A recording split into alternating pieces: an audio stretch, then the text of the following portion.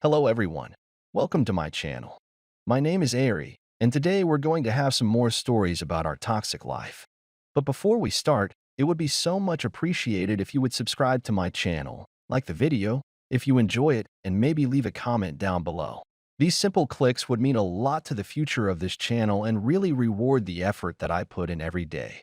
And now without further ado, let's go. Today's first story. In this story, Obi discovers his wife cheating with his stepbrother. Shocked, he confronted them and kicked his wife out. The revelation triggered him to check a hidden camera he had installed earlier, revealing 7 instances of infidelity in their home. In a moment of anger, he posted a compromising video on Facebook, leading to family turmoil. Despite the emotional turmoil, he eventually found solace in his pets and casual relationships, realizing his resilience. Now ready to date again, he shares his story as a testament to overcoming life's challenges. Now let's get into the story. My wife admitted to me before our wedding that she got very drunk and slept with another man. She said she knew him all before, off and on for years. She never saw him romantically, but that night she was so drunk she didn't even remember how she got to his house. She actually wasn't sure if she was drugged, considering how honest and serious she was being. I went through marrying her. I was more nervous than before. But the fact that she confessed and wanted to be honest had to mean something, right? She swore to me that she would never speak to said man ever again. That was a necessary promise. She also promised she would never be unfaithful to me in marriage. We had a good marriage for 5 years. We argued sometimes, but it was about normal stuff, and we both knew how to control our anger and walk away or drop it if necessary. We always came back together afterward and appreciated the other's maturity about the disagreement. That all meant nothing. When I came home early from work one day, I thought my wife was still at work, but her car was in the driveway and another was parked on the side street. I didn't think too much of it and went inside. I heard a voice upstairs and thought maybe it was the TV. I got to the upstairs hallway and heard the bed squeaking, followed by moaning and a man's voice. Then my wife's voice and more moaning.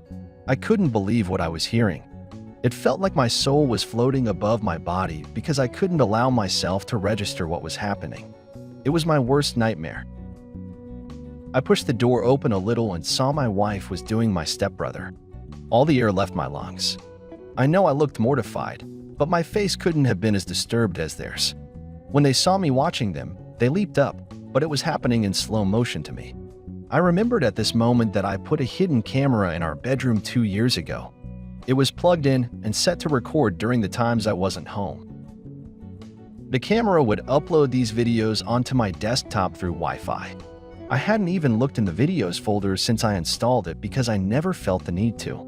Thank God I'd forgotten about it, and thank God my wife never discovered it since she cheated before our wedding. I knew I needed to watch her, but my own stepbrother? I couldn't believe it. I was looking right at him jumping all and I couldn't believe it.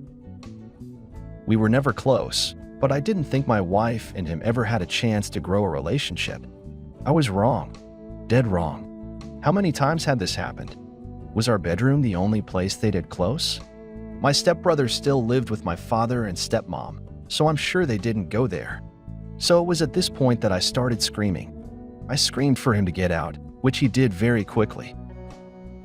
My wife wanted to leave too, but she also wanted to apologize to me. No matter what she said, I hated it. I screamed at her face, red as a tomato, "I'm sure to get out of my house." She hesitated, even though she was sobbing and gasping for air. When she didn't leave and tried saying pointless words to me, I grabbed a porcelain horse, a statue my wife cherished, and threw it across the room. It smashed into a million pieces, and she ran out of the house holding her clothes. Thank God I didn't have any children with this woman. I think a part of me knew she was going to be unfaithful. I got on my desktop computer and found the video from today, plus some. She'd done this 7 times in our house, in our bed. One of those times, I had intimate with her. The same night, I posted their private video on Facebook tagging my wife and stepbrother.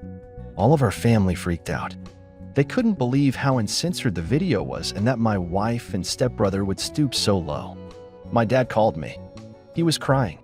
At this point, I felt kind of bad, but he only wanted to console me. He said he never wanted me to experience heartbreak, and the fact that it happened with my brother killed him. I told him it wasn't his fault, and if he wanted to help me, he needed to kick out my stepbrother. He agreed immediately. My wife tried arranging to meet with me so we could talk about things, but there was nothing to discuss. I told her she broke my heart and trust in everyone. After the affair, fog wore off. My wife realized the magnitude of her actions.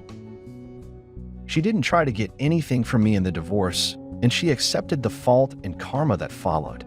I kicked her out, and now she lives with a roommate.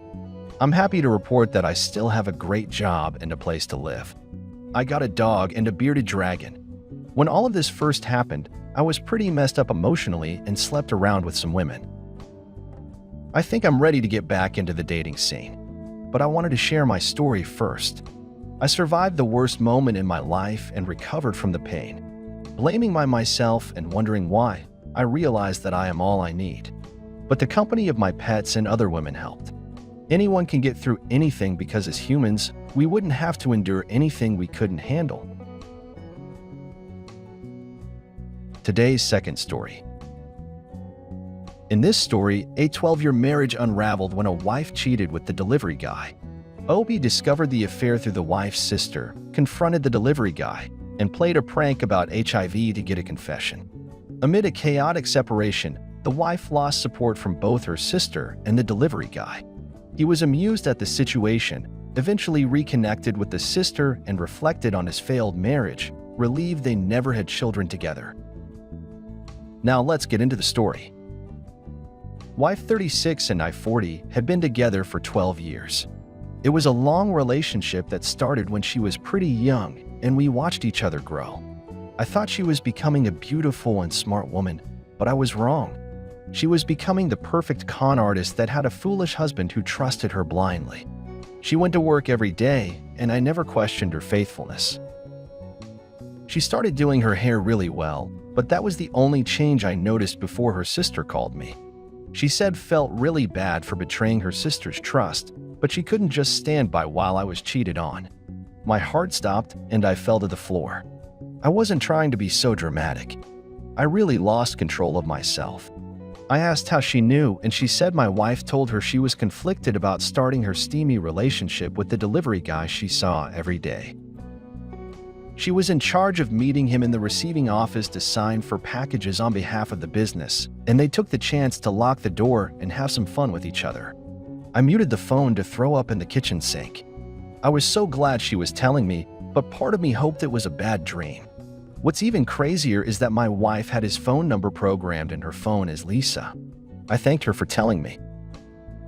She was glad she could help me because even though it was her sister, it was extremely wrong and she didn't deserve to stay happily married and share my home. So that night I guessed my wife's passcode and read her messages with Lisa.